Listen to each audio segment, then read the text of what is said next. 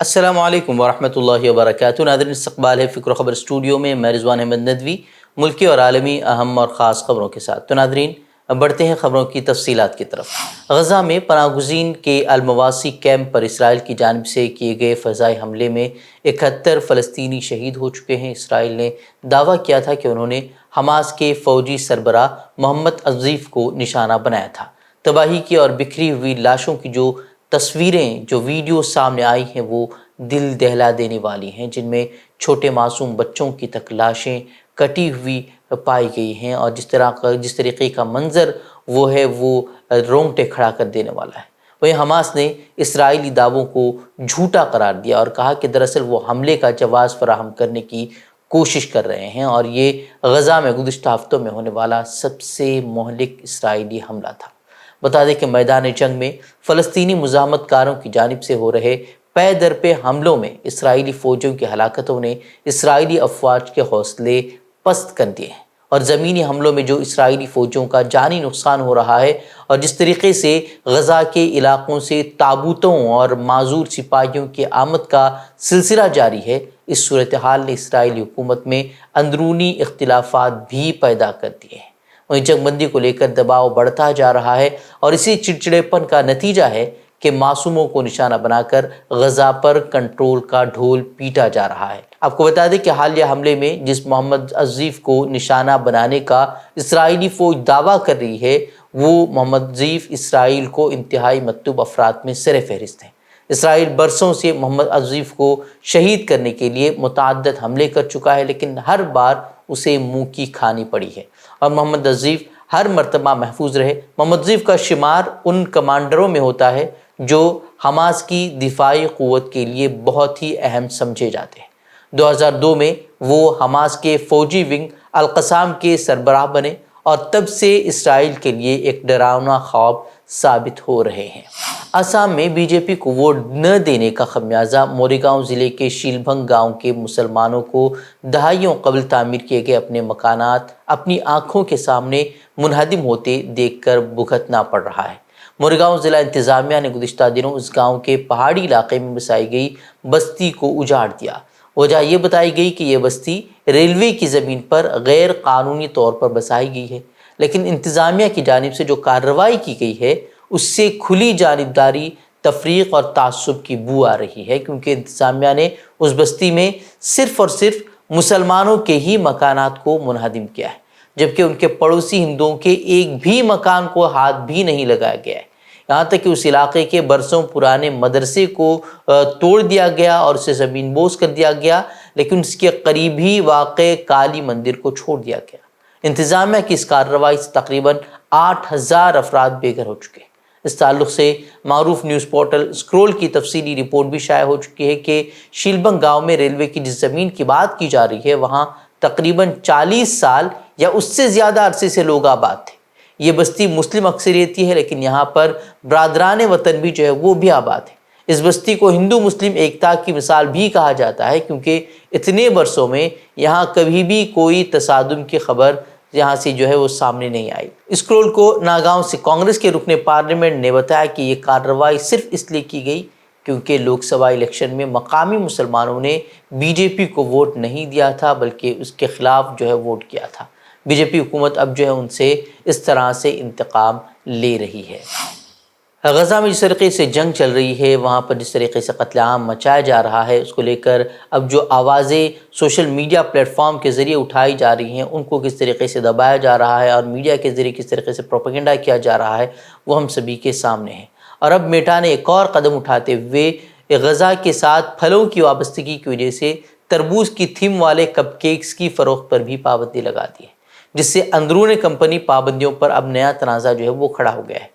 یہ تنازع مئی کے آخر میں شروع ہوا تھا، جب نیو یارک کے دفتر میں میٹا ڈیٹا سائنسدان سائمہ اختر نے کمپنی پر الزام لگایا تھا کہ وہ کمپنی کے ایک ایونٹ میں تربوز تھیم والے کپ کیکس فروخت کرنے کے اپنے منصوبے پر عمل نہیں کر رہی۔ کمپنی کی جانب سے پابندی عائد کرنے کے بعد سائمہ اختر نے انسٹاگرام پر لکھا تھا کہ میں میٹا کے حد سے زیادہ اندرونی پابندی سے پریشان اور تھکا ہوا محسوس کر رہی ہوں۔ سائمہ اختر نے وضاحت کی تھی کہ انتظامیہ نے ان کی پیشکش کو انتشار انگیز قرار دیا اور مسلم ملازمین کو اس کے بجائے روایتی مسلم مٹھائیاں پیش کرنے کا مشورہ دیا۔ سائمہ نے انکشاف کیا تھا کہ انہیں میٹا نے 2 ہفتے بعد ملازمت سے بھی برطرف کر دیا، جس کی وجہ یہ بتائی کہ وہ مبینہ طور پر فلسطینی مواد اور غزہ تنازع سے متعلق کمپنی کی جانب سے مسلم عملے کی شکایات کی فہرست کی اندرونی دستاویز کی کاپی کر رہی ہیں۔ خیال ہے کہ تربوز اپنے رنگوں کی وجہ سے فلسطینی پرچم سے مشابہت رکھتا ہے، اور یہ پھل دنیا بھر میں فلسطینی مزاحمت اور غزہ جنگ کے خلاف احتجاج کی علامت بن گیا ہے۔ ملک کی 7 ریاستوں کی 13 اسمبلی سیٹوں کے ضمنی انتخابات کے نتائج میں انڈیا اتحاد نے بازی مارتے ہوئے بی جے پی کو شرمناک شکست سے دوچار کیا۔ لوک سبھا انتخابات کے بعد ہوئے اس پہلے ضمنی انتخابات میں انڈیا بلاک کو 10 سیٹیں حاصل ہوئی، جبکہ بی جے پی کو محض 2 سیٹوں پر اکتفا کرنا پڑا۔ 1 سیٹ آزاد امیدوار کے حصے میں گئی۔ اس نتیجے کو مودی حکومت کے لیے زوردار جھٹکا تصور کیا جا رہا ہے۔ کانگریس نے ضمنی انتخابات کے اس نتیجے کو نفرت پر مبنی سیاست کی شکست قرار دیا۔ ایکس پر ایک پوسٹ میں راہل گاندھی نے لکھا کہ 7 ریاستوں میں ہوئے ضمنی انتخابات کے نتائج نے واضح کر دیا ہے کہ بی جے پی کے ذریعے تیار کیا گیا خوف اور گمراہی کا جال ٹوٹ چکا ہے۔ کسان، نوجوان، مزدور، تاجر اور نوکری پیشہ سمیت ہر طبقہ تاناشاہی پر مجموعی حملہ کر انصاف کا راج قائم کرنا چاہتا ہے۔ وہیں پارلیمنٹ میں اپنے رخ سے بی جے پی کے لیے ہمیشہ سردرد بننے والی ٹی ایم سی رکن پارلیمنٹ مہوا موئترا نے وزیر اعظم مودی پر طنز کسا اور ایکس پر لکھا کہ بی جے پی اور اس کی ایجنسی راج کی شکستوں کا سلسلہ جاری ہے۔ وزیر اعظم کو ٹیگ کرتے ہوئے ترنمول کے رکن پارلیمنٹ نے پوسٹ میں کہا کہ لوگ کہہ رہے ہیں کہ نریندر مودی تم سے نہ ہو پائے گا۔ واضح ہے کہ اس سے قبل وزیر اعظم نریندر مودی نے لوک سبھا اجلاس کے دوران ایوان میں قائد حزب اختلاف راہل گاندھی کی تقریر پر رد عمل ظاہر کرتے ہوئے یہی جملہ وہ استعمال کیا تھا۔ حالیہ لوک سبھا انتخابات کے بعد سے مسلمانوں کو جان بوجھ کر نشانہ بنایا جا رہا ہے اور ان حملوں میں لگاتار وہ اضافہ ہو رہا ہے۔ مہاراشٹر کے نندوربار میں پرسوں دیر رات ایک عالم دین کو تشدد کا نشانہ بنایا گیا۔ اس سے کچھ گھنٹے قبل ہی مسلم ہونے کی بنا پر ایک مسجد کے امام کو ایک شخص نے ان کے ساتھ مار پیٹ کی۔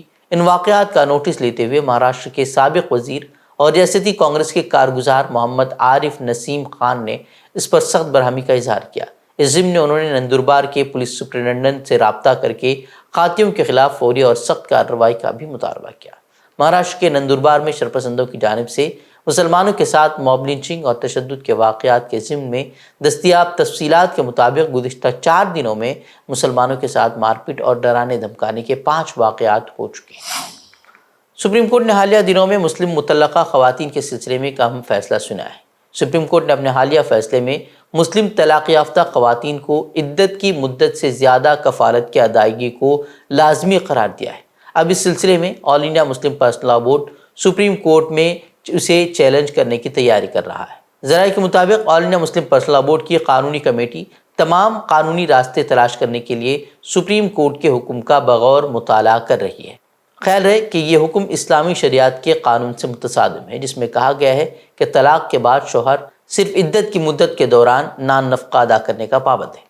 اس مدت کے بعد ایک عورت دوبارہ شادی کرنے یا آزادانہ طور پر رہنے کے لیے وہ آزاد ہے اور سابق شوہر اب اس کی دیکھ بھال کا ذمہ دار نہیں ہوگا۔ All India Muslim Personal Law Board کے رکن مولانا خالد رشید فرنگی محلی نے صنفی مساوات پر حکومت کے مضمرات پر تشویش کا اظہار کیا ہے۔ انہوں نے کہا کہ ہماری قانونی کمیٹی حکم کا بغور جائزہ لے گی۔ آئین کے مطابق ہر شہری کو اپنے مذہب کے رسم و رواج کے مطابق زندگی گزارنے کا حق حاصل ہے۔ مسلمانوں کے لیے جو ان کے پرسنل لاز ہیں وہ ان کی روزمرہ کی زندگی میں رہنمائی کرتے ہیں۔ کانگریس کے الپوزا ایم پی اور پارٹی تنظیم کے انچارج کے سی وینو گوپال نے ہفتے کے روز کہا کہ انہیں ٹیکنالوجی کمپنی ایپل کی طرف سے اپنے آئی فون پر ایک اسپائی ویئر کے ذریعے حملے کے بارے میں پیغام موصول ہوا ہے۔ اس سے قبل جموں کشمیر کی سابق وزیر اعلیٰ محبوبہ مفتی کی بیٹی التجا مفتی نے بھی اسی طرح کا الزام عائد کیا تھا اور دعویٰ کیا تھا کہ ان کے فون کو بھی ہیک کر کے ان کی جانکاری حاصل کی جا رہی ہے، ان کی جاسوسی کی جا رہی ہے۔ ٹیکنالوجی کمپنی نے 2021 کے بعد سے صارفین کو متعدد بار حملے کی وارننگ دیتے ہوئے اسی طرح کی اطلاعات بھیجی ہیں۔ اکتوبر میں ایپل نے کئی ہندوستانی اپوزیشن رہنماؤں اور کم از کم 4 صحافیوں کو متنبہ کیا تھا کہ ان کا خیال ہے کہ ان کے آئی فونز کو ریاست کے زیر اہتمام حملہ آوروں نے نشانہ بنایا ہے۔ واضح ہے کہ اپوزیشن جماعتوں نے اس سے قبل مودی حکومت پر اپوزیشن جماعتوں اور صحافیوں کی جاسوسی کے لیے اسرائیلی اسپائی ویئر پیگاسس استعمال کرنے کا الزام عائد کیا تھا۔ گریٹر حیدرآباد کے حلقے سری لنگم پلی سے رکن اسمبلی ارکاپوڈی گاندھی نے وزیر اعلیٰ اے ریونت ریڈی کی موجودگی میں ان کی رہائش گاہ پر کانگریس کا ہاتھ تھام لیا۔ دسمبر 2023 میں کانگریس کے اقتدار میں آنے کے بعد ارکاپوڈی گاندھی پارٹی میں شامل ہونے والے نویں BRS کے رکن اسمبلی ہیں۔ BRS نے انتخابات میں 39 سیٹوں پر کامیابی حاصل کی تھی اور اب نئی تبدیلیوں کے ساتھ 119 رکن اسمبلی میں BRS کی رکنیت کم ہو کر 29 ہی رہ گئی ہے۔ پنسلوینیا کے بٹلر میں سابق امریکی صدر ڈونلڈ ٹرمپ پر ایک قاتلانہ حملہ ہوا ہے، جس میں ان کو نشانہ بنایا گیا، ان پر گولی چلائی گئی جو ان کے کان کو چھو کر چلی گئی۔ اس حملے میں محافظوں نے نامعلوم بندوق بردار حملہ آور کو ہلاک کر دیا ہے۔ سیکرٹ سروس کا کہنا ہے کہ ایک بندوق بردار اور دیگر ایک شخص کی اس حملے میں موت ہو چکی ہے اور 2 دیگر شدید زخمی ہوئے ہیں۔ اس حملے کے بعد سیکیورٹی کے وسیع انتظامات کیے گئے ہیں اور سابق صدر کو قتل کرنے کی کوشش کی تحقیقات کی جا رہی ہے۔ اس حملے میں سابق امریکی صدر کے محفوظ رہنے پر امریکی صدر جو بائیڈن نے اطمینان، جبکہ اسرائیلی وزیراعظم نتن یاہو اور ہندوستان کے وزیراعظم PM مودی نے اپنی فکر مندی کا اظہار کیا ہے۔ شام تقریباً 6:15 بجے ریلی کے مقام کے باہر بلند مقام سے اچانک گولیاں چلائی گئی، جس کے بعد وہ زخمی ہو گئے اور اس حملے میں جو حملہ آور تھے انہیں بھی ہلاک کرنے کی اب بات کہی جا رہی ہے۔ تو ناظرین، خبریں مزید خبروں کے لیے آپ ہماری ویب سائٹ www.fikrkhabar.com پر رخ کر سکتے ہیں۔ ویڈیوز کے لیے ہمارے YouTube چینل کو سبسکرائب کریں۔ تو ناظرین، السلام علیکم ورحمۃ اللہ وبرکاتہ۔